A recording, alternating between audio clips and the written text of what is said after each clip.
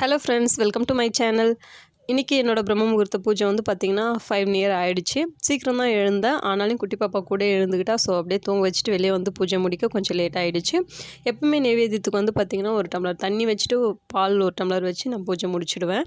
இன்றைக்கி வந்து கொஞ்சம் கேசரி செஞ்சு நைவேத்தியத்துக்கு வச்சுட்டு பூஜை வந்து முடிச்சிட்டேன். அதுக்கப்புறம் வந்து கொஞ்சம் பூ கட்ட வேண்டியிருந்தது. ஸோ அதை கட்டிட்டு அதுக்கப்புறமா தான் வந்து பிரேக்ஃபாஸ்ட் பண்ண ஆரம்பித்தேன். போய் மாவு பிசைஞ்சிட்டேன்.